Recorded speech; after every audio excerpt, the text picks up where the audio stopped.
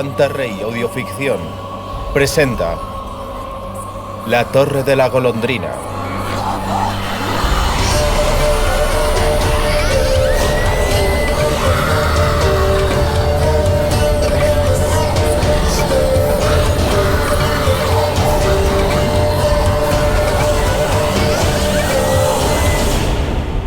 Una aventura de Geralt de Rivia.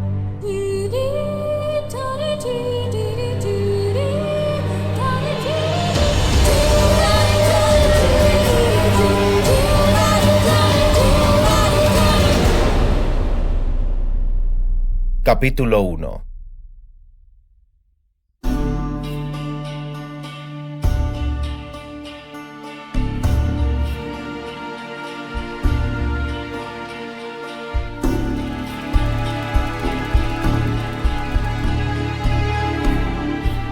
En negra como manto noche se allegaron, allá Dundare, do la bruja cobijo hubiera. Por todos lados y partes la acosaron, para que de ellos huir la moza no pudiera. En negra como manto noche a traición la acosaron, mas aferrarla a ella no lo consiguieran. Pues primo que el pálido sol asomara al prado, lo menos 30 muertos en la senda yacieran. Romance de ciego tocante a la horrenda matanza que tuvo lugar en Dundare en la noche que dicen de Sauvine. «Puedo darte todo lo que desees», dijo el hada. «Riqueza, poder y cetro, fama, una vida larga y feliz. Elige». «No quiero riqueza ni fama, poder ni cetros», respondió la bruja. «Quiero un caballo que sea tan negro y tan imposible de alcanzar como el viento de la noche. Quiero una espada que sea luminosa y afilada como los rayos de la luna. Quiero atravesar el mundo en la oscura noche con mi caballo negro. Quiero quebrar las fuerzas del mal y de la oscuridad con mi espada de luz. Eso es lo que quiero. Te daré un caballo que sea más negro que la noche y más ligero que el viento de la noche», le prometió el hada. «Te daré una espada que sea más luminosa y afilada que los rayos de la luna. Pero no es poco lo que pides, bruja. Habrás de pagármelo muy caro». «¿Con qué? En verdad, nada tengo». «Con tu sangre». Florence Delanoy, Cuentos y leyendas.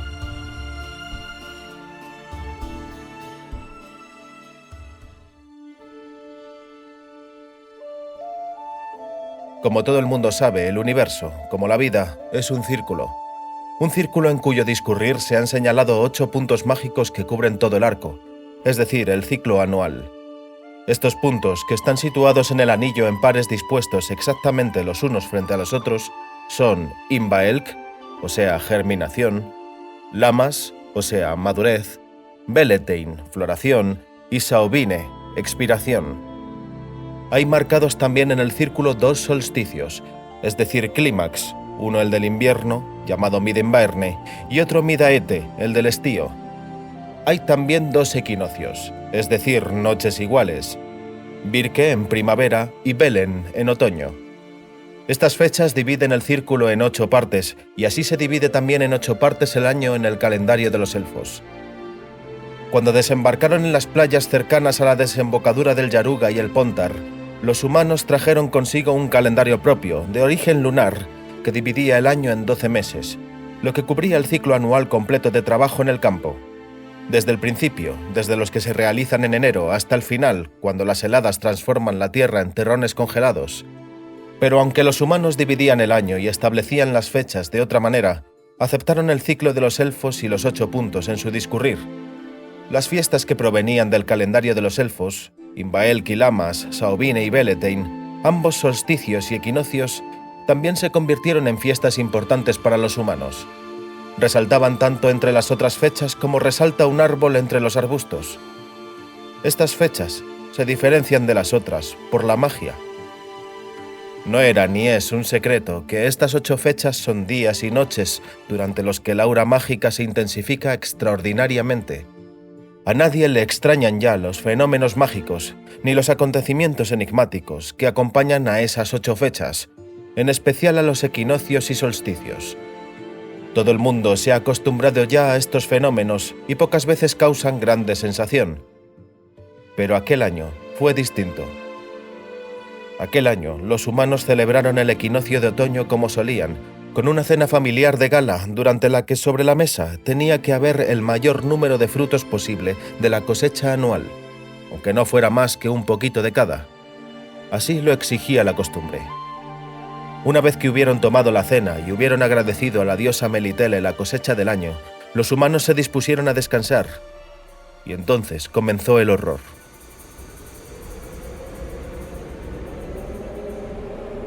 Justo antes de la medianoche se alzó una ventisca tremenda. Sopló un torbellino infernal. Se podían escuchar unos aullidos, unos gritos y unos quejidos verdaderamente espectrales por encima del ruido de los árboles, casi derribados en tierra, de los graznidos de los cuervos y del golpear de los postigos. Las nubes que discurrían a toda velocidad por el cielo adoptaron perfiles fantásticos, entre los cuales los que más se repetían eran las siluetas de caballos y unicornios al galope.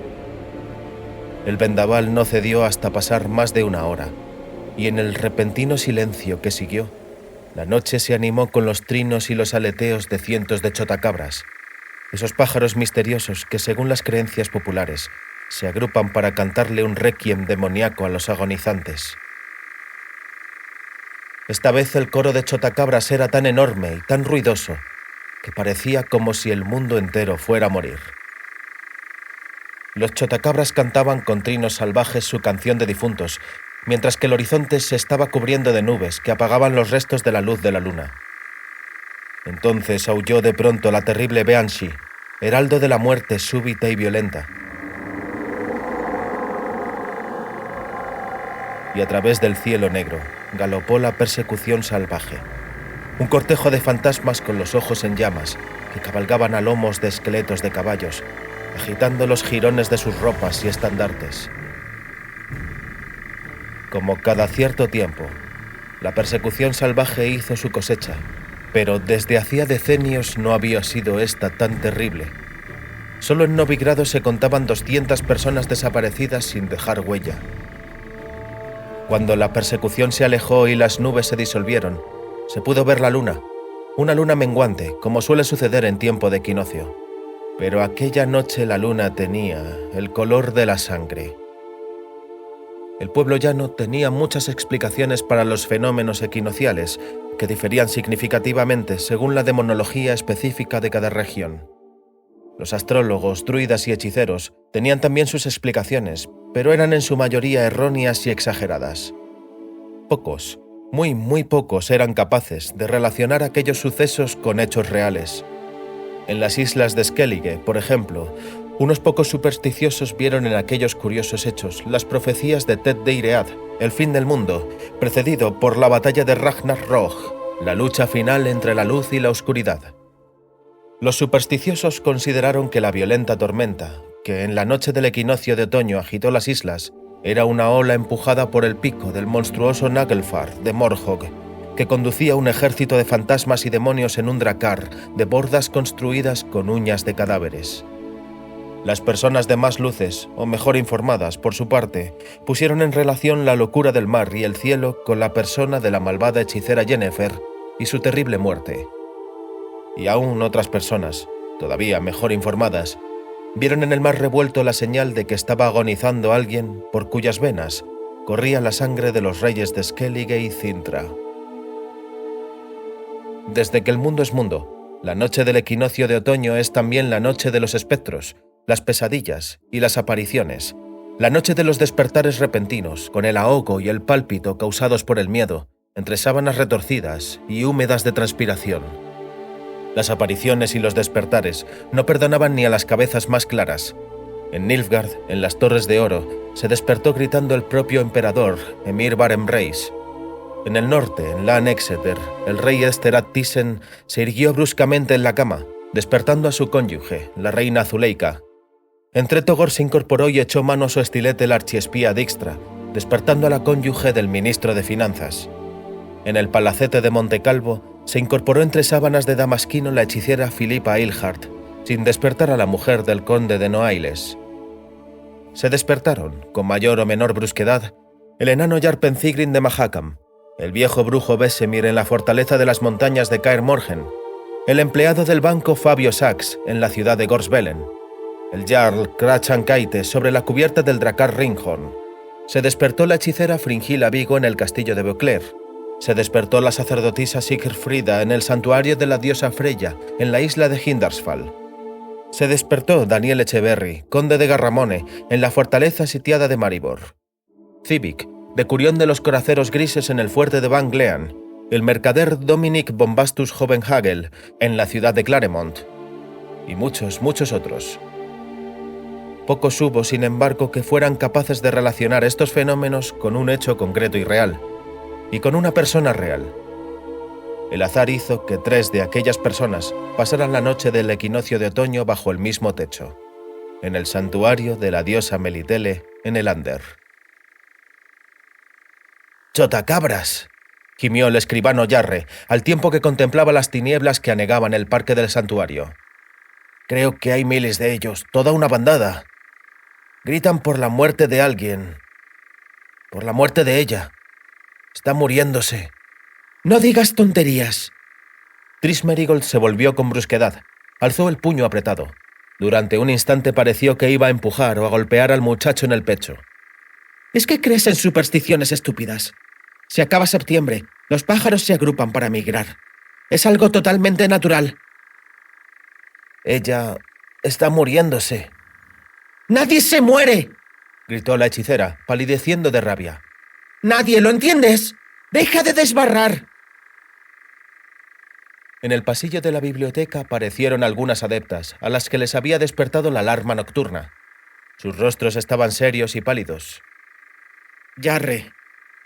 Triss se tranquilizó. Le puso la mano al muchacho en el hombro. Apretó con fuerza.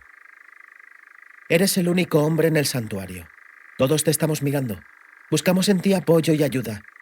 No te está permitido tener miedo. No te está permitido dejarte llevar por el pánico. No nos defraudes». Yarre aspiró profundamente. Intentó controlar los temblores de sus manos y labios. «No es el miedo», susurró, evitando la mirada de la hechicera. «Yo no tengo miedo, solamente me preocupo. Por ella. La vi en mi sueño». «Yo también la vi». Triss apretó los labios. «Hemos tenido el mismo sueño, tú, yo y Neneke. Pero ni una palabra acerca de ello». La sangre en su rostro. ¡Tanta sangre! Te he pedido que te callaras. Viene Neneke.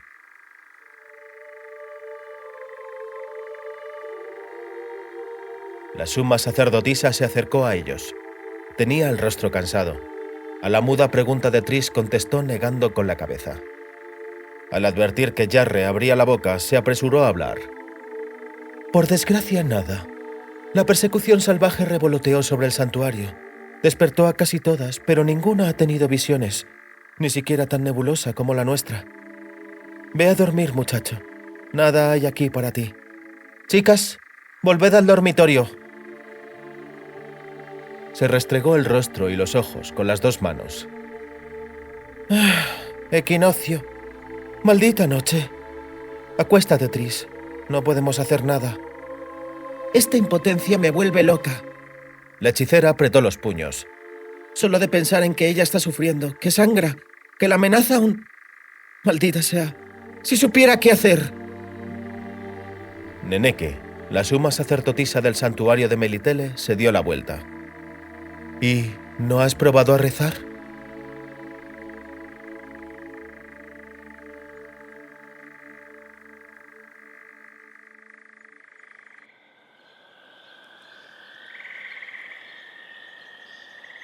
Al sur, allá al otro lado de los montes de Amel, en Ebbing, en el país llamado Pereplut, en los extensos cenagales formados por la intersección de los ríos Belda, Lete y Arete, en un lugar a unas 800 millas a vuelo de cuervo de la ciudad de Lander y del santuario de Melitele, al alba, una pesadilla despertó con brusquedad al anciano eremita llamado Visogota. Una vez despierto, Visogota no pudo recordar de ninguna manera el contenido de lo soñado, pero una extraña desazón le impidió conciliar de nuevo el sueño. «¡Frío! ¡Frío! Brrr», dijo para sí Visogota, mientras caminaba por un sendero entre los arbustos. ¡Frío, frío! La trampa siguiente estaba vacía. Ni una sola rata almizclera. Un día de caza sin suerte. Visogota limpió el barro y las escamas de lechos que cubrían la trampa, mientras mascullaba una maldición y sorbía los mocos por su helada nariz. ¡Frío! ¡Ay, ay! Dijo, andando en dirección al pantano. Y todavía no es más que septiembre. Si no han pasado más que 4 días después del equinoccio. Ay, no recuerdo unos fríos así en todo el tiempo de mi vida. Y llevo vivo mucho tiempo. La siguiente trampa, la penúltima, también estaba vacía. Visogota ya no tenía ganas ni de blasfemar. «Es a todas luces cierto», chocheaba mientras iba caminando, «que el clima se enfría de año en año. Y ahora parece que el efecto del enfriamiento comienza a acelerarse como una avalancha. ¡Ja! Los elfos lo habían previsto hace ya mucho, pero ¿quién creía en las predicciones de los elfos?» Unas alitas se agitaron de nuevo por encima de la cabeza del anciano. Cruzaron unas siluetas grises e increíblemente rápidas. La niebla sobre los cenagales resonó de nuevo con el chillido repentino y salvaje de los chotacabras, con el rápido palmoteo de las alas. Visogota no prestó atención a los pájaros. No era supersticioso, y siempre había muchos chotacabras en el pantano, sobre todo al amanecer, cuando volaban en grupos tan cerrados que daba hasta miedo de que se chocaran con la cabeza de uno. Bueno, puede que no siempre hubiera tantos como aquel día. Puede que no siempre gritaran de forma tan tétrica. Pero, en fin, en los últimos tiempos la naturaleza hacía extravagantes travesuras y los fenómenos extraños se sucedían unos a otros, cada uno aún más extraño que el anterior. Estaba sacando del agua la última trampa, también vacía, cuando escuchó el relincho de un caballo. Los chotacabras quebraron su canto de inmediato, como a una orden. En los cenagales de Pereplut había sotos secos, situados en lugares más altos, cubiertos de abedules negros, de alisos, de sangüeños, de cornejos y endrinos. La mayor parte de los sotes estaban rodeados de tal modo por los tremedales que era completamente imposible que caballo alguno o jinete que no conociera las sendas consiguiera llegar hasta ellos. Y sin embargo, los relinchos, Visogota los escuchó de nuevo, llegaban precisamente desde uno de aquellos sotos. La curiosidad venció a la prudencia. Visogota no entendía mucho de caballos y sus razas, pero era un esteta y sabía reconocer y apreciar la belleza. Y el caballo moro de pelaje brillante como la antracita, que contempló perfilándose contra los troncos de abedules, era extraordinariamente hermoso. Era la verdadera quinta esencia de la belleza. Era tan hermoso que parecía irreal. Pero era real. Y también era real la forma en que estaba atrapado en una trampa, enredado con las cinchas y la cabezada en el abrazo rojo sangre de las ramas de sangüeño. Cuando Visogota se acercó más, el caballo alzó las orejas, pateó de tal modo que el suelo tembló, meneó la graciosa cabeza, se dio la vuelta. Ahora se veía que era una yegua. También se veía otra cosa. Una cosa que hizo que el corazón de Visogota comenzara a latir como si se hubiera vuelto loco y que unas invisibles pinzas de adrenalina le apretaran la garganta. Detrás del caballo, en un agujero poco profundo, yacía un cadáver. Visogota tiró su saco al suelo y se avergonzó de su primer pensamiento, que había sido darse la vuelta y salir huyendo. Se acercó más, manteniendo la prudencia, porque la yegua negra pateaba el suelo, había bajado las orejas, regañaba los dientes por encima de la embocadura y solo esperaba la ocasión adecuada para morderle o darle una coz. El cadáver era el cuerpo de un muchacho de menos de 20 años de edad. Estaba tendido con el rostro hacia la tierra, con una mano bajo el cuerpo y la otra extendida hacia un lado y con los dedos clavados en la tierra. El muchacho llevaba puesto un juboncillo de ante, unos ceñidos pantalones de cuero y unas botas élficas con hebillas que le llegaban hasta las rodillas. Visogota se inclinó y en aquel preciso momento el cadáver lanzó un fuerte gemido. La yegua mora dio un relincho agudo y golpeteó con los cascos en la tierra. El ermitaño se arrodilló, le dio la vuelta con cuidado al herido, echó la cabeza para atrás en un movimiento automático y silbó al ver la terrible máscara de sangre coagulada y suciedad que el muchacho tenía en lugar de rostro. Apartó con delicadeza el musgo, las hojas y la arena de los labios cubiertos de mocos y babas.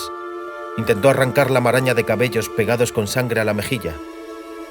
El herido gimió sordamente, se tensó y comenzó a tiritar. Visogota le retiró los cabellos del rostro. «¡Una muchacha!», dijo en voz alta, sin poder creer lo que tenía delante. «¡Es una muchacha!».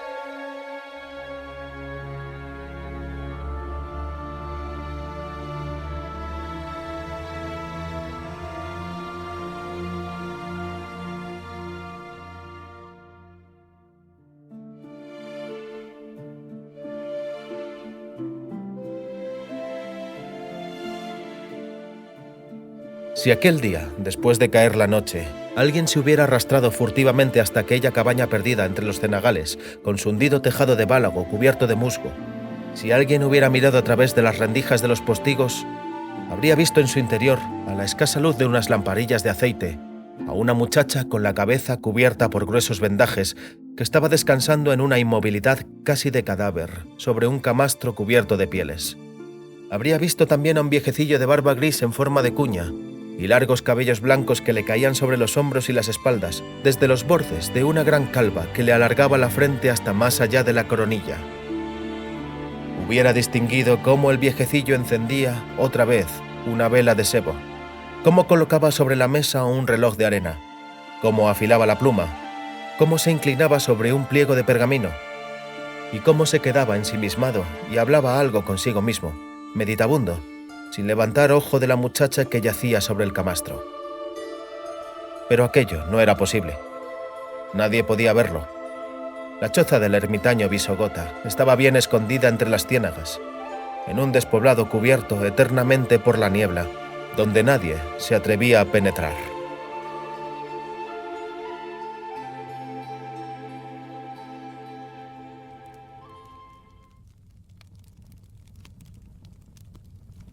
«Escribamos», Visogota sumergió la pluma en la tinta, «lo que sucede. Hace 3 horas del suceso. Reconocimiento. Vulnus incisivum. Herida de corte realizada con mucha fuerza con una herramienta afilada desconocida. Seguramente de hoja curva. Abarca la parte izquierda del rostro. Comienza bajo la región malar. Corre a través de la mejilla y alcanza hasta la región temporomasticular. La parte más profunda de la herida, que llega hasta el periósteo, es al principio bajo la órbita ocular sobre el hueso malar. Tiempo estimado que transcurrió desde que las heridas fueron producidas hasta el momento de la primera cura, 10 horas. La pluma chirriaba en el pergamino, pero el chirrido no duró más que unos instantes, y unas líneas. Visogota no consideraba digno de anotar todo lo que se decía a sí mismo. «Volviendo al tratamiento de las heridas», continuó al cabo el anciano, con los ojos fijos en la palpitante y crepitante llama de la vela de sebo. «Escribiremos lo siguiente. No seccioné los bordes de la lesión. Me limité tan solo a retirar unos cuantos desgarros que no estaban ensangrentados y, por supuesto, los coágulos. Limpié las heridas con un extracto de corteza de sauce. Retiré la suciedad y los cuerpos extraños. La cosí con un hilo de cáñamo. Otro tipo de hilo, escribámoslo, no estaba a mi disposición. Dispuse una compresa de árnica de montaña y coloqué una muselina formando un vendaje». Un ratón correteó por el centro del cuarto. Visogota le echó un pedacito de pan. La muchacha en el jergón respiró intranquila. Gimió en sueños.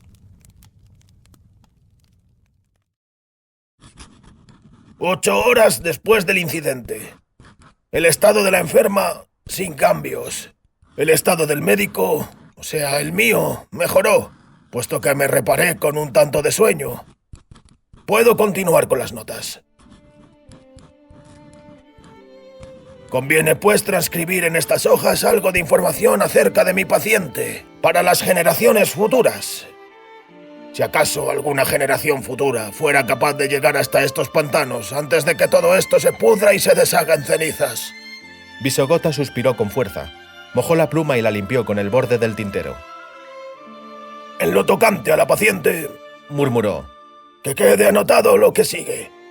La edad, por lo que aparenta, unos 16 años.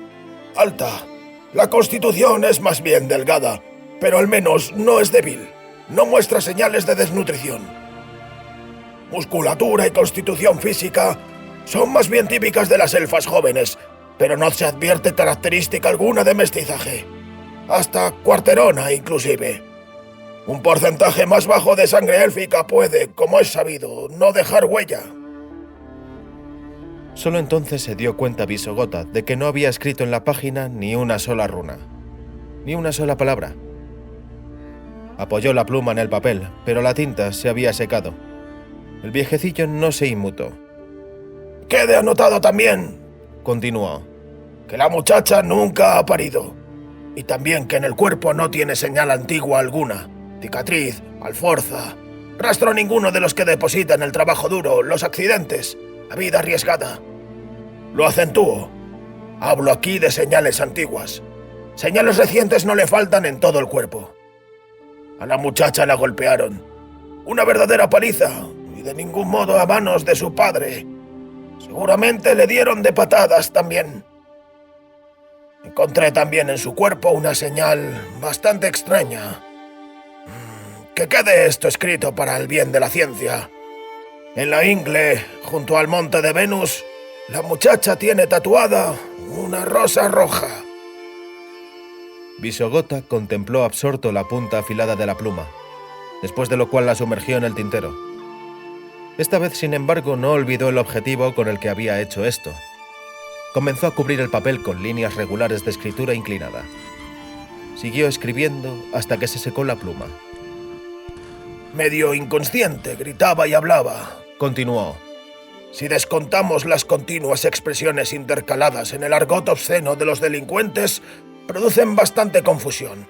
Son difíciles de ubicar, pero me arriesgaría a afirmar que proceden más bien del norte que del sur. Algunas palabras... De nuevo rasgó el pergamino con la pluma. No demasiado tiempo, mucho menos de lo necesario para poder escribir todo lo que había dicho un instante antes. Después de lo cual siguió con su monólogo, exactamente allí donde lo había interrumpido. Algunas palabras, nombres y apelativos que la muchacha balbuceó en su fiebre son dignos de ser recordados e investigados. Todo apunta a que una persona muy, pero que muy poco corriente ha encontrado el camino hasta la varga del viejo Visogota. Guardó silencio durante un rato, escuchando. Ojalá, murmuró, que la varga del viejo Visogota no se convierta en el final de su camino.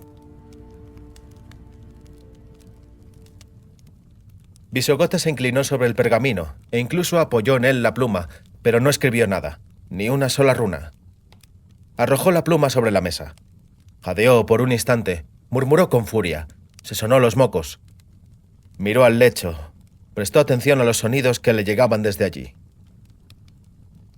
«Hay que advertir y apuntar», dijo con voz cansada, «que está muy mal. Todos mis esfuerzos y tratamientos puedan resultar insuficientes y el celo puede resultar baldío. Mis temores eran bien fundados.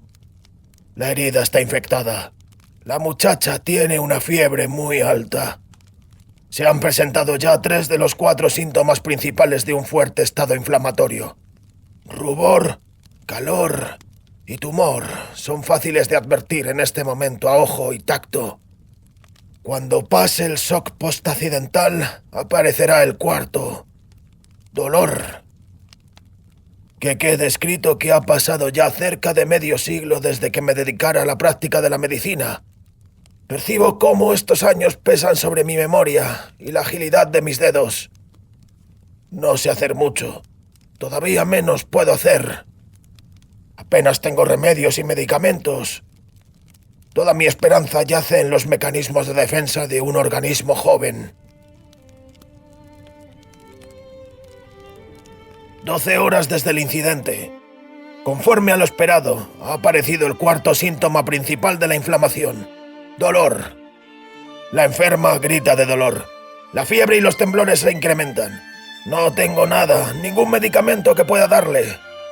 Dispongo de una pequeña cantidad de elixir de estramonio, pero la muchacha está demasiado débil para sobrevivir a su acción.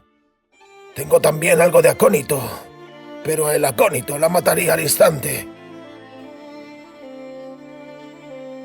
15 horas desde el incidente. Amanece. La enferma está inconsciente. La fiebre sube con fuerza. Los temblores se acrecientan. Aparte de esto, aparece una fuerte contracción de los músculos del rostro. Si se trata de tétanos, la muchacha está perdida. Tengamos, sin embargo, la esperanza de que se trate tan solo de los nervios faciales, o del trigémino, o de ambos. La muchacha quedará desfigurada, pero estará viva. Visogota miró al pergamino, en el que no había escrito ni una runa, ni una sola palabra. A condición, dijo en voz baja, de que sobreviva la infección.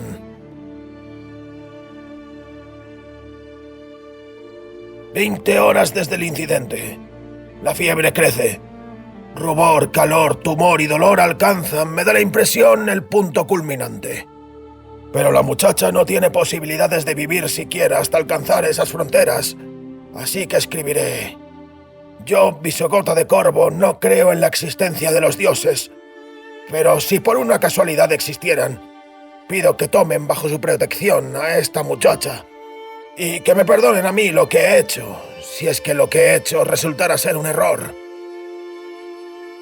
Visogota soltó la pluma, se restregó los párpados, que tenía hinchados y le picaban. Apoyó los puños en las sienes. Le he dado una mezcla de estramonio y acónito, dijo con voz sorda. Las próximas horas decidirán todo.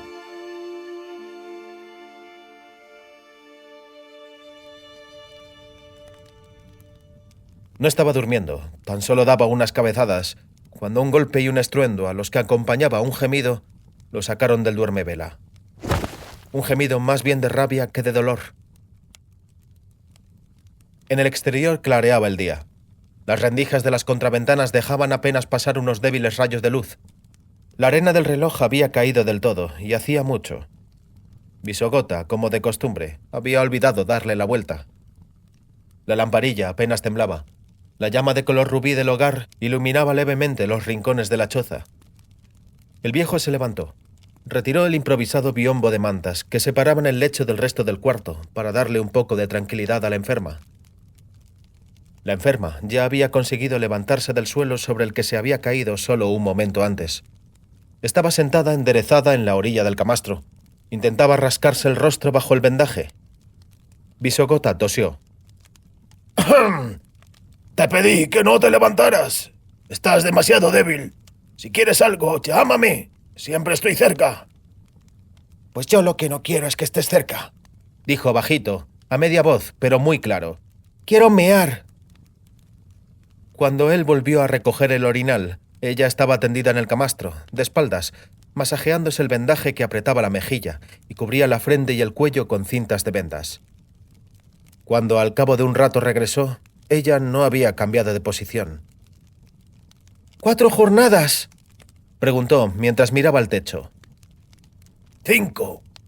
Ha pasado casi un día desde que hablamos por última vez. Has dormido una jornada entera. Eso está bien. Necesitas dormir. Me siento mejor. Estoy contento de oírlo. Vamos a quitar el vendaje. Te ayudaré a sentarte. Agárrate a mi mano. La herida cicatrizaba bien. Estaba seca. Esta vez retiró el vendaje casi sin dolorosos tirones al separarlo de la costra. La muchacha se tocó con cuidado la mejilla. Frunció el ceño, pero Visogota sabía que no solo era el dolor. Se aseguraba de la extensión de la mutilación. Tomaba conciencia de la gravedad de la herida. Se aseguraba, sintiendo espanto, de que lo que había sentido al tacto antes no había sido una pesadilla producida por la fiebre. Tienes aquí un espejo.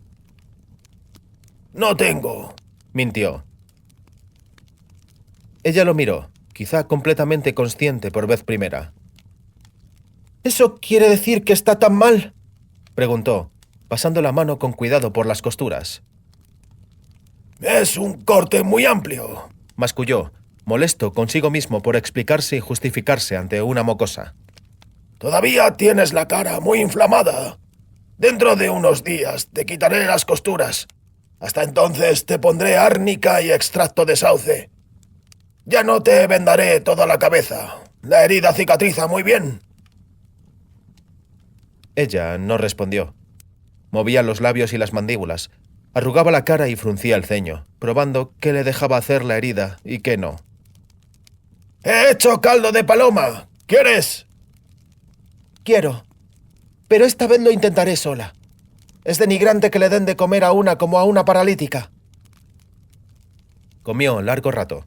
Se llevaba a la boca la cuchara de madera con tanto esfuerzo como si pesara 2 libras, pero pudo hacerlo sin ayuda de Visogota, quien la observaba con interés. Visogota era curioso, y ardía de curiosidad. Sabía que junto con el regreso de la muchacha a la salud, comenzaría el intercambio de palabras que podría arrojar algo de luz al misterioso asunto. Lo sabía, y no podía esperar hasta ese momento. Llevaba demasiado tiempo viviendo solo en aquel despoblado. La muchacha terminó de comer. Se tumbó sobre los cojines. Durante un rato miró como muerta al techo. Luego volvió la cabeza. Sus extraordinarios ojos verdes, pensó otra vez Visogota, le daban a su rostro un aspecto de inocencia infantil, lo que en aquel momento resaltaba con la mejilla horriblemente mutilada. Visogota conocía aquel tipo de belleza. Los grandes ojos de un niño eterno, una fisonomía que producía una simpatía instintiva. Una muchacha eterna, incluso cuando su 20º, incluso su 30º cumpleaños hubiera caído ya en el olvido. Sí, Visogota conocía bien aquel tipo de belleza. Su segunda mujer había sido así. Su hija era así. Tengo que irme de aquí, dijo de pronto la muchacha. ¡Y rápido! Me están persiguiendo, ¿lo sabes? Lo sé, afirmó con la cabeza. Fueron estas las primeras palabras que dijiste, que pese a las apariencias no eran delirios. Más exactamente, casi de las primeras. Porque lo primero que preguntaste fue por tu caballo y tu espada. En este orden. Cuando te aseguré que tanto el caballo como la espada estaban en buena custodia, te entró la sospecha de que yo era un aliado de no sé qué Bonhart y de que no te estaba curando, sino que te sometí a la tortura de darte esperanzas. Cuando no sin esfuerzo te saqué de tu error, te presentaste a ti misma como Falca y me agradeciste que te hubiera salvado. Eso está bien. Clavó la cabeza en la almohada, como queriendo evitar la necesidad de mirarle a los ojos. Eso está bien, el que no olvidara agradecértelo. Yo lo recuerdo como entre la niebla. No sé lo que era sueño y lo que era realidad. Temía no haber dado las gracias. No me llamo Falca. También me enteré de ello, aunque más bien por casualidad. Lo dijiste durante la fiebre. Soy una fugitiva, dijo sin volver la cabeza. Una prófuga. Es peligroso darme refugio. Es peligroso saber cómo me llamo de verdad. Tengo que subirme a mi caballo y huir antes de que me descubran. Hace un momento, dijo él con voz suave. Tenías problemas para sentarte en el orinal. No sé muy bien cómo ibas a poder sentarte en el caballo, pero te aseguro que aquí estás a salvo. Nadie te descubrirá. Me seguirán, estoy segura. Seguirán los rastros. Registrarán los alrededores. Tranquilízate. Llueve todos los días. Nadie encontrará las huellas. Estás en un despoblado, en un desierto, en casa de un eremita que se aisló del mundo, para que no fuera fácil encontrarlo. Sin embargo, si quieres, puedo buscar una forma de llevar noticias sobre ti a tus parientes o a tus amigos. No sabes siquiera quién soy. Eres una muchacha herida, le cortó, que huye de alguien que no vacile en herir a muchachas. ¿Quieres que lleve alguna noticia? No hay a quien respondió al cabo, y Visogota percibió un cambio en el tono de voz. Mis amigos están muertos. Los mataron a todos. Él no contestó. Yo soy la muerte. Continuó, con una voz extraña. Todo el que me conoce muere. No todos. Negó él, mirándola con atención. No el Bonhart ese cuyo nombre gritabas en sueños. Ese ante el que ahora quieres huir. Vuestro encuentro te ha perjudicado más a ti que a él. ¿Fue él quien te hirió el rostro? No. Ella apretó los labios para ahogar algo que podía ser un gemido o una maldición. Fue Autillo el que me hirió en la cara. Stefan Skellen. Y Bonhart. Bonhart me hirió mucho más hondo. Más profundamente. ¿Hablé de ello durante la fiebre? Tranquilízate. Estás débil. Deberías evitar todo movimiento brusco. Me llamo Ciri. Te pondré una compresa con árnica, Ciri. Espera, un momento. Dame un espejo. Te he dicho. ¡Por favor! Él obedeció. Llegó a la conclusión de que era necesario, que no se podía esperar más. Incluso trajo una lamparilla para que ella pudiera ver mejor lo que le habían hecho a su rostro. Vaya, sí, Dijo, con la voz quebrada, distinta. sí. Tal y como me lo imaginaba.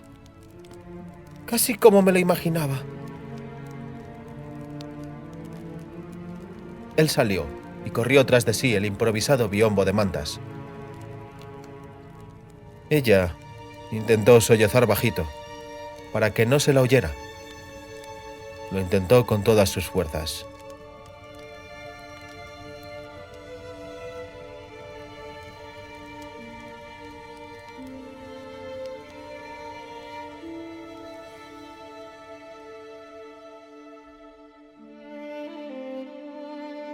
Al día siguiente, Visogota le quitó la mitad de los puntos.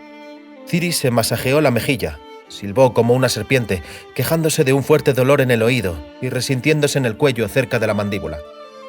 Pese a ello, se levantó, se vistió y salió al exterior. Visogota no protestó, la acompañó. No necesitó ayudarla ni sujetarla. La muchacha estaba sana y era mucho más fuerte de lo que parecía. Solo se detuvo cuando llegó afuera. Se sujetó al marco de la puerta y a las bisagras. Pero Expiró bruscamente. ¡Pero qué frío! ¿Una helada? ¿Ya es invierno? ¿Cuánto tiempo he estado en la cama? ¿Semanas? Exactamente 6 días. Hoy es el 5º día de octubre, pero se anuncia un octubre muy, muy frío. ¿El 5 de octubre? Frunció el ceño. Silbó sintiendo dolor al hacerlo. ¿Cómo puede ser? 2 semanas. ¿Qué? ¿Qué 2 semanas? No importa. Se encogió de hombros. Puede que yo me equivoque, o puede que no. Dime, ¿qué es lo que apesta tanto aquí? Pieles. Cazo ratas almizcleras, castores, bisones y nutrias.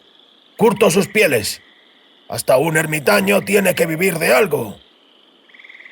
¿Dónde está mi caballo? En el establo.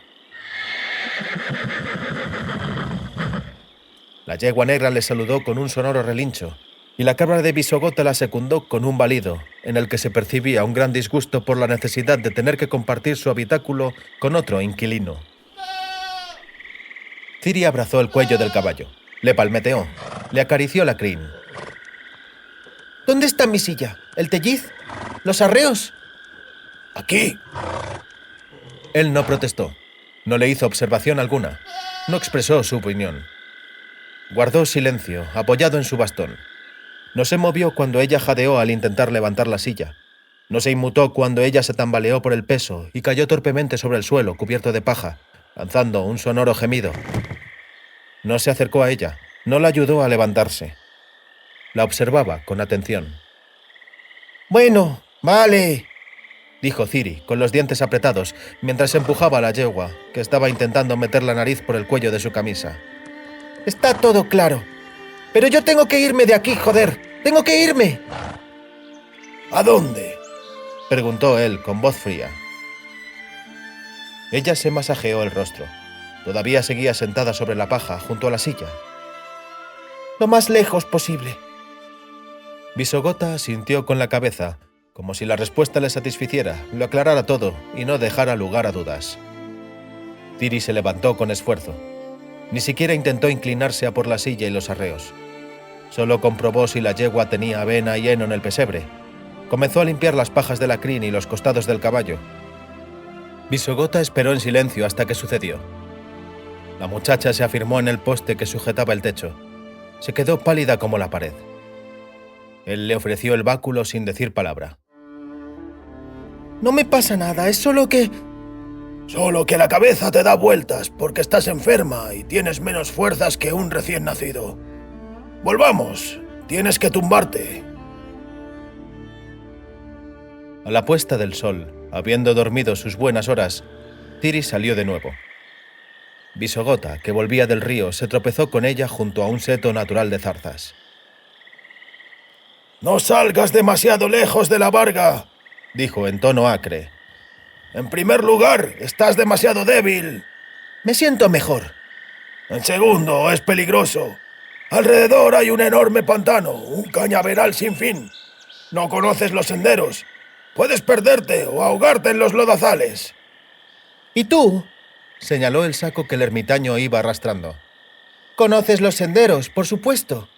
E incluso vas por ellos no demasiado lejos, por lo que el pantano no debe ser tan grande.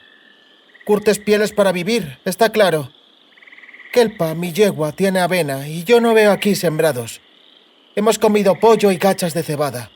Y pan. Pan de verdad, no chuscos. No creo que el pan te lo haya dado un trampero, así que eso significa que hay un pueblo por los alrededores. Una deducción sin fallo, confirmó él con serenidad. Ciertamente me traen las provisiones de la aldea más cercana. La más cercana, pero que no está para nada cerca, se halla en los límites de la ciénaga. El pantano linda con el río. Cambio mis pieles por víveres que me traen en una canoa.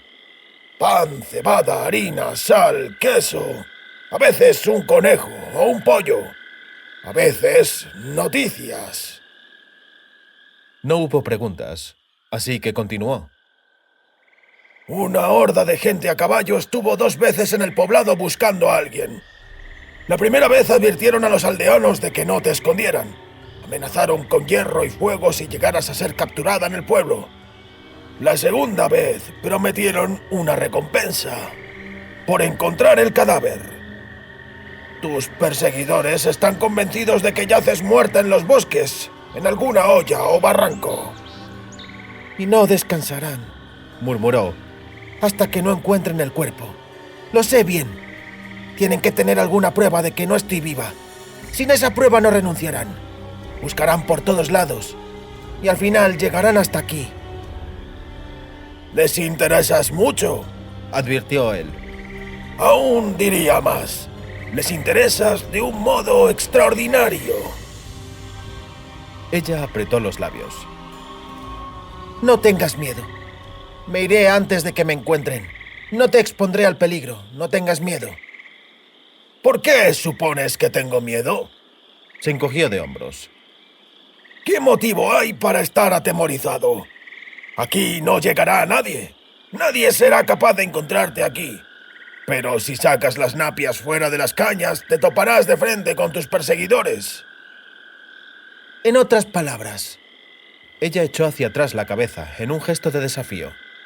¿Que tengo que quedarme aquí? ¿Eso es lo que querías decir? No eres una prisionera. Puedes irte cuando gustes. Mejor dicho, cuando seas capaz. Pero puedes también quedarte aquí y esperar. Llegará el día en que tus perseguidores se cansen. Siempre se cansan, antes o después. Siempre. Puedes creerme, lo conozco bien. Los ojos verdes de la muchacha brillaron al mirarlo. Al fin y al cabo, dijo deprisa el ermitaño, al tiempo que se encogía de hombros y rehuía su mirada. Harás lo que quieras. Repito, no te retendré aquí. Sin embargo, hoy no me iré, resopló. Me siento débil. Y el sol se va a poner. Y no conozco las sendas. Así que vamos a la choza. Me he quedado helada.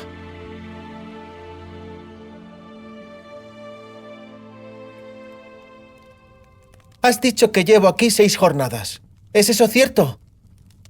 ¿Por qué iba a mentir? No te alteres. Estoy intentando calcular los días. Yo me escapé. Me hirieron en el día del equilibrio. El 23 de septiembre. Si prefieres contar como los elfos, el último día de Lamas. ¡Eso no es posible! ¿Por qué iba a mentir? Gritó y gimió, al tiempo que se tocaba el rostro. Visogota la miró con serenidad. No sé por qué, Dijo con la voz gélida. pero yo he sido médico, Ciri. Hace mucho, pero todavía sé distinguir una herida hecha 10 horas antes de una hecha 4 días antes. Te encontré el 27 de septiembre, así que te hirieron el 26. El tercer día de Velen, si prefieres contar como los elfos. 3 días después del equinoccio. Me hirieron en el mismo equinoccio. Eso no es posible, Ciri. Debes de haber equivocado la fecha. De eso nada. Tú eres el que tiene algún calendario de ermitaño pasado de moda. Como quieras. ¿Tanta importancia tiene? No. No tiene ninguna. 3 días después, Visogota le retiró los últimos puntos. Tenía todos los motivos para estar satisfecho y orgulloso de su obra. La línea de costura era recta y limpia. No había que temer al tatuaje de la suciedad entremetida en la herida. Sin embargo, al cirujano le echó a perder la satisfacción el ver a Ciri en lúgubre silencio, contemplando la cicatriz desde diversos ángulos con un espejo e intentando esconderla, sin resultado, arrojando sus cabellos sobre la mejilla. La sutura la afeaba. Un hecho es un hecho. No había nada que hacer. Nada le ayudaba el fingir que no era así. Todavía roja, tumefacta como una soga, punteada con las huellas del aguijón de la aguja y marcada con las señales de los hilos, la cicatriz tenía un aspecto verdaderamente macabro. Cabía la posibilidad de que ese estado sufriera una mejora lenta o incluso rápida. Sin embargo, Visogota sabía que no había posibilidad de que la cicatriz desapareciera y dejara de afearla. Ciri se sentía mucho mejor, pero para asombro y satisfacción de Visogota, ya no hablaba de partir. Sacó del establo a su yegua negra Kelpa. Visogota sabía que en el norte se llamaba Kelpa a unas algas, un peligroso monstruo marino que, según la superstición, podía adoptar la forma de un hermoso caballo, un delfín o incluso una bella mujer, pero que en realidad siempre tenía el aspecto de un montón de hierbas. Ciri ensilló a la yegua y cabalgó alrededor del corral y la choza, después de lo cual Kelpa volvió al establo para hacerle compañía a la cabra, mientras que Ciri regresó a la choza para hacerle compañía a Visogota. Hasta, seguramente por aburrimiento, lo ayudó en su trabajo.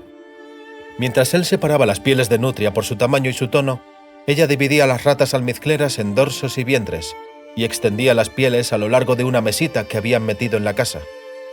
Por lo que se veía, tenía los dedos hábiles. Precisamente durante esta tarea, tuvo lugar una conversación bastante extraña entre ellos.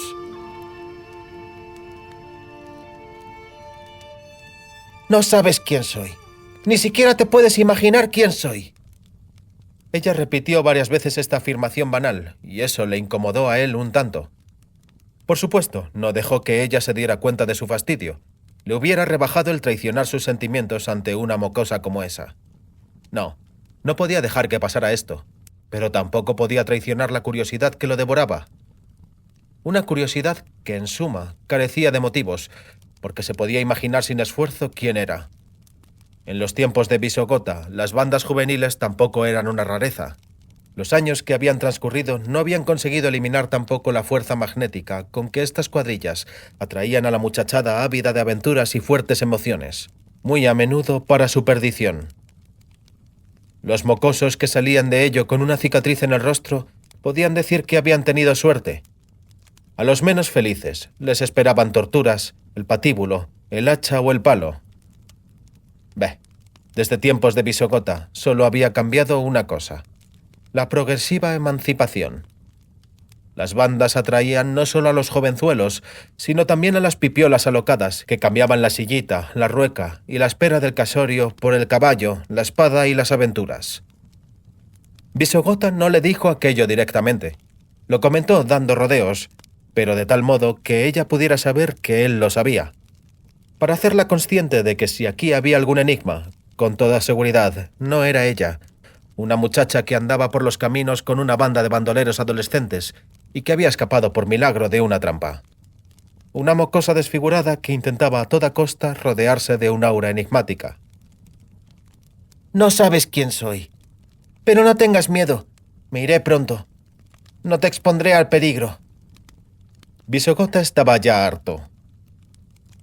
No me amenaza peligro alguno, dijo él con aspereza. ¿Cuál podría ser? Incluso si tus perseguidores aparecen por aquí, lo que dudo.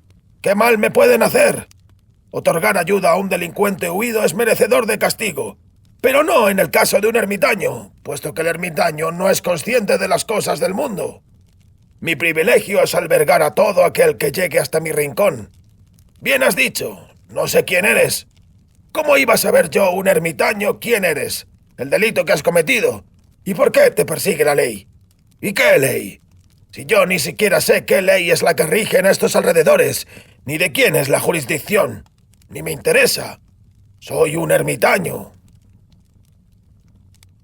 Se dio cuenta de que había hablado demasiado sobre su eremitismo, pero no cedió. Los verdes ojos de ella, llenos de furia, le atravesaban como si fueran cuchillas. Soy un pobre eremita, muerto para el mundo y sus trabajos. Soy un hombre sencillo y sin instrucción, ignorante de los asuntos mundanos.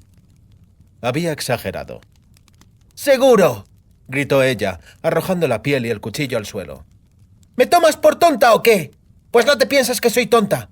Ermitaño, pobre eremita. Cuando no estabas eché un vistazo por aquí. Miré aquí en el rincón, en aquel quicio no demasiado limpio. ¿De dónde han salido tantos libros de ciencias que hay sobre las estanterías, Hombre sencillo y sin instrucción. Visogota echó una piel de nutria sobre el jergón. Antes vivía aquí un cobrador de impuestos, dijo inmutable. Esos son catastros y libros de contabilidad. ¡Mientes!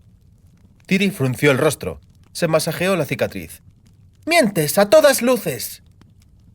Él no respondió, haciendo como que evaluaba el tono de otra piel. ¿Te piensas? Siguió la muchacha al cabo.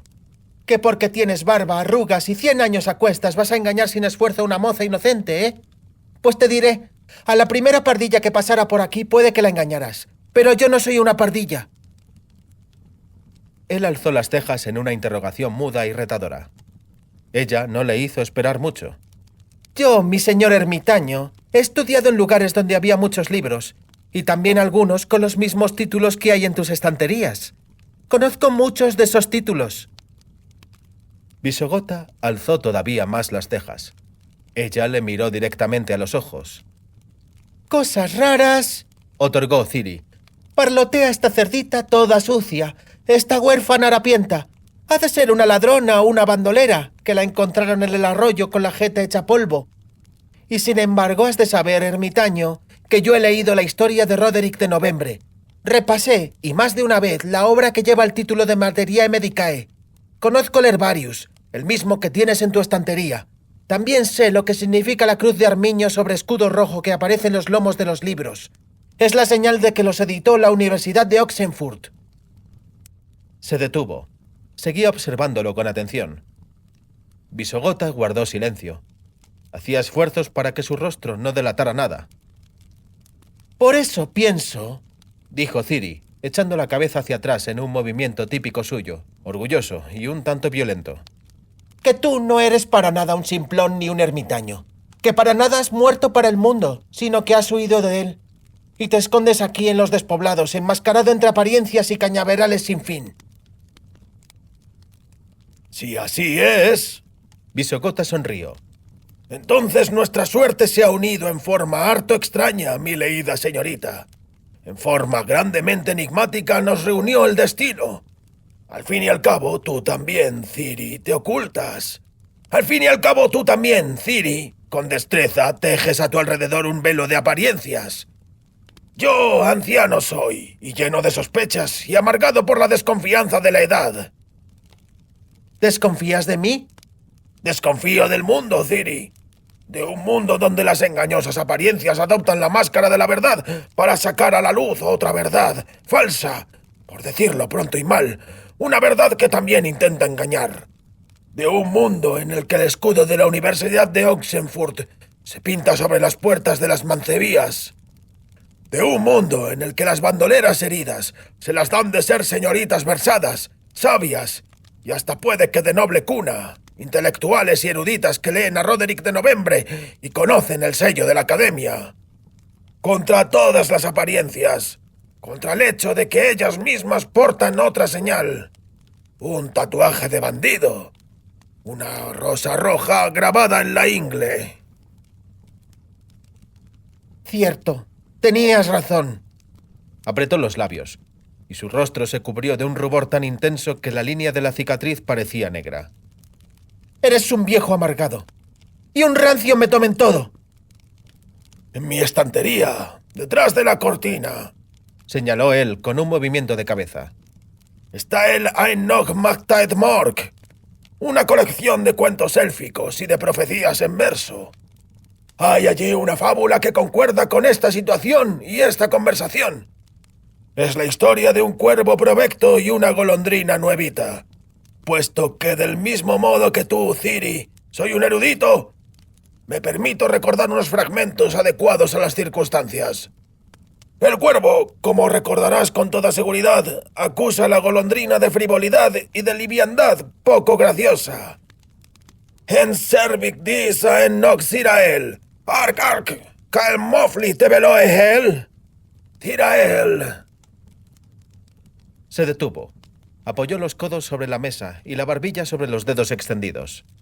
Ciri agitó la cabeza, se enderezó, le miró retadora y terminó el poema. Tirael, veloe que sain en sanirk, mabog en cervin, beanni, quirk. El viejo, amargado y desconfiado, dijo al cabo Visokota sin cambiar de posición, le pide perdón a la joven erudita. El cuervo provecto que ve mentira y engaño por doquier le pide a la golondrina que le perdone. A una golondrina cuya única culpa es ser joven y estar llena de vida. Y ser guapilla. Ahora desbarras, refunfuñó ella, cubriéndose la cicatriz del rostro con la mano en un movimiento inconsciente.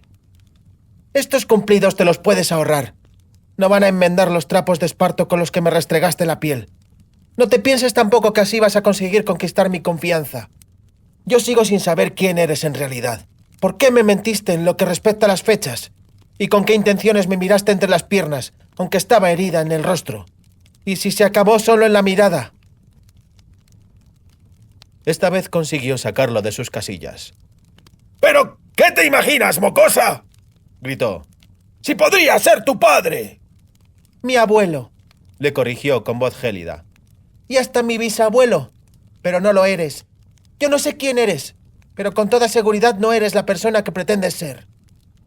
Soy quien te encontró en el pantano, casi congelada hasta los huesos, con una costra negra en lugar de rostro, inconsciente, mugrienta y sucia. Soy quien te trajo a su casa aunque no sabía quién eras y tenía derecho a imaginarse lo peor. Quien te curó y te atendió en la cama, te dio medicamentos cuando estabas estallando de fiebre, se ocupó de ti, te lavó, muy cuidadosamente, también por los alrededores del tatuaje. Ciri se apaciguó de nuevo, pero de sus ojos no había desaparecido ni por asomo una mirada retadora e insolente. En este mundo, gritó, a veces las engañosas apariencias se ponen la máscara de la verdad. Tú mismo lo has dicho. Yo también conozco un poco este mundo, hazte la idea. Me salvaste, me curaste y te ocupaste de mí. Gracias por ello. Te estoy agradecida por tu bondad. Pero sé que no existe bondad sin... Sin interés ni esperanza de ganar algo. Terminó él con una sonrisa. Sí, lo sé. Hombre, soy de mundo. ¿Quién sabe si no conozco el mundo tan bien como tú, Ciri? A las muchachas heridas se las despoja de todo lo que tenga algún valor.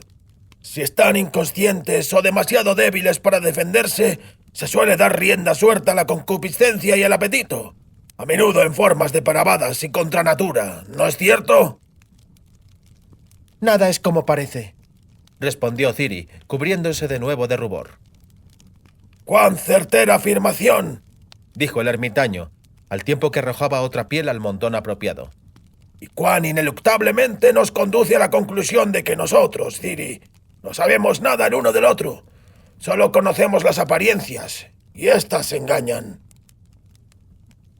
Aguardó un instante, pero Ciri no se apresuró a responder nada. Aunque ambos hemos acertado a realizar una especie de pesquisa preliminar, seguimos sin saber nada. Yo no sé quién eres tú. Tú no sabes quién soy. Esta vez él esperó conscientemente. Ella le miró, y en sus ojos ardía la pregunta que él estaba esperando. Algo extraño brilló en los ojos de la muchacha cuando hizo la pregunta esperada. ¿Quién empieza?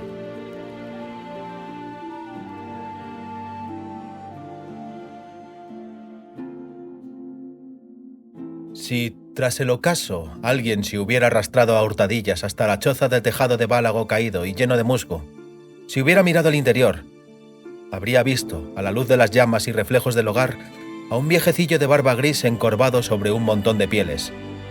Hubiera visto también a una muchacha de cabellos cenicientos, con una horrible cicatriz en la mejilla, una cicatriz que no concordaba para nada, con unos ojos verdes tan grandes como los de un niño. Pero nadie podía verlo. La choza estaba entre cañaverales, en medio de un pantano al que nadie se atrevía a aventurarse.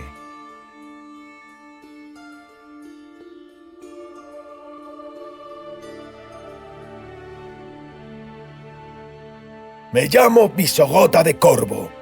Fui médico, cirujano, fui alquimista, fui investigador, historiador, filósofo y ético. Fui profesor de la Academia de Oxenfurt. Tuve que huir de allí después de publicar cierta obra que fue considerada como impía, acusación que entonces, hace 50 años, acarreaba la pena de muerte. Tuve que emigrar. Mi mujer no quiso emigrar, así que me abandonó, y yo solo me detuve cuando estaba ya muy lejos, en el sur, en el imperio de Nilfgaard. Conseguía ya por fin la ocupación de docente de ética en la Academia Imperial de Castelgraupian, cargo que ejercí cerca de 10 años. Pero también tuve que huir de allí después de publicar cierto tratado. En realidad, la obra se ocupaba del poder totalitario y del carácter criminal de las guerras de ocupación, pero oficialmente se nos acusó a mi obra y a mí de misticismo metafísico y herejía clerical. Se entendió que actué en connivencia con los grupos clericales imperialistas y revisionistas que eran los verdaderos gobernantes de los reinos del norte. Bastante divertido a la luz de la pena de muerte que recibiera por mi ateísmo 20 años antes. Y era así que al fin y al cabo los imperialistas clericales se habían sumido hacía ya tiempo en el olvido, pero en Nilfgaard no se había enterado nadie de ello. La unión del misticismo con la política era perseguida y castigada con rigor.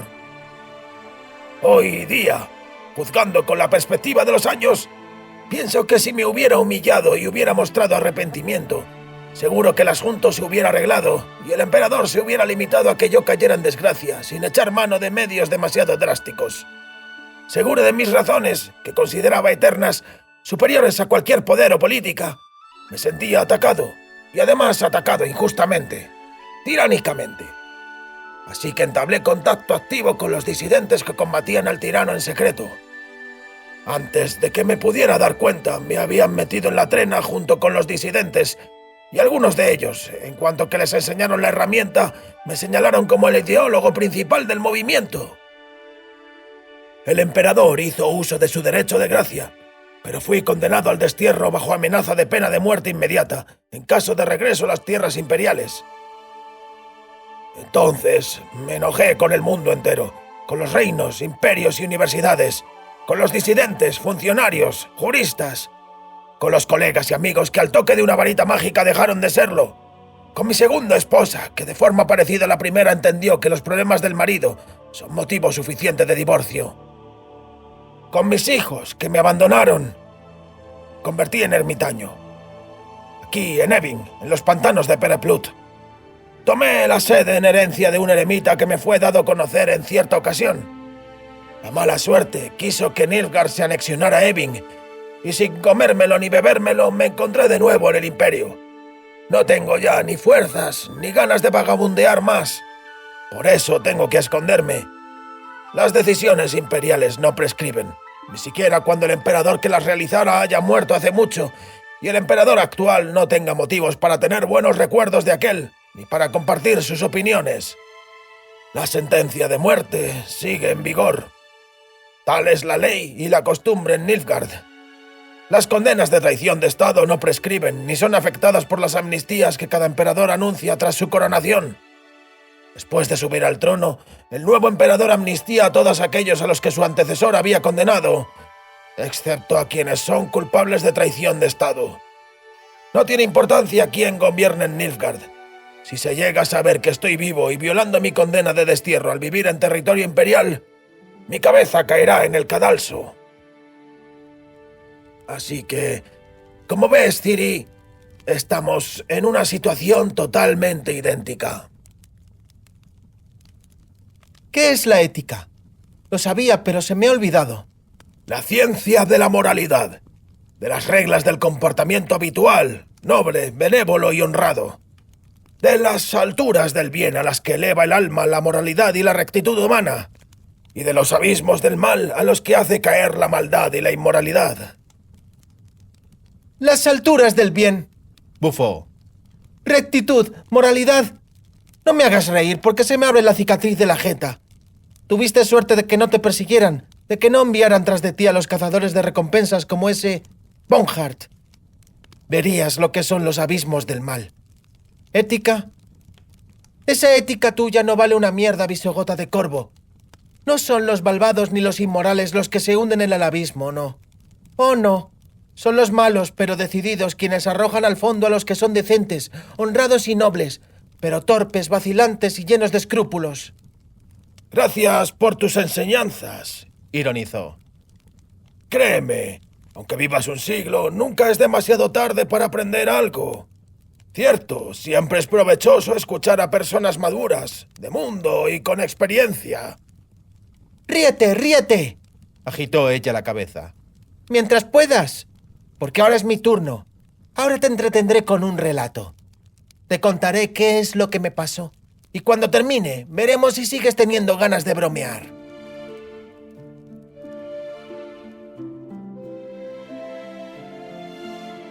Si aquel día, después de caer la noche, alguien se hubiera deslizado furtivamente hasta aquella cabaña, perdida entre los cenagales, con su hundido tejado de bálago, si alguien hubiera mirado a través de las rendijas de los postigos, habría visto, en su interior escasamente iluminado, a un viejecillo de barba blanca escuchando con atención el relato de una muchacha de cabellos cenicientos que estaba sentada en un tronco junto a la chimenea. Habría visto que la muchacha hablaba despacio, como si le fuera difícil encontrar las palabras, que se frotaba nerviosa la mejilla deformada por una cicatriz horrible, que sembraba con largos momentos de silencio la narración de sus vicisitudes. Una historia sobre las enseñanzas recibidas que resultaron ser todas falsas y engañosas, sobre las promesas que se le hicieran y que no habían sido mantenidas. Una historia acerca de un destino en el que se le había hecho creer y que la había traicionado vilmente y despojado de su herencia. Acerca de cómo cada vez, cuando ya comenzaba a creer, caían sobre ella las ofensas, el dolor, la injusticia y la humillación. Acerca de cómo aquellos en los que confiaba y a los que amaba la habían traicionado, no habían acudido en su ayuda cuando sufría, cuando la amenazaban la vergüenza, el tormento y la muerte. Una historia sobre los ideales a que le habían recomendado mantenerse fiel, que le habían fallado, traicionado y abandonado, precisamente cuando los necesitaba, demostrando cuán poco valor tenían. Acerca de cómo había por fin encontrado ayuda y amistad, y amor, entre quienes en apariencia no cabía buscar ni ayuda ni amistad, por no mencionar el amor. Pero nadie pudo haber visto aquello, ni mucho menos haberlo oído. La choza del hundido tejado de bálago, cubierto de musgo, estaba bien escondida entre la niebla, en unos cenagales donde nadie se atrevía a adentrarse.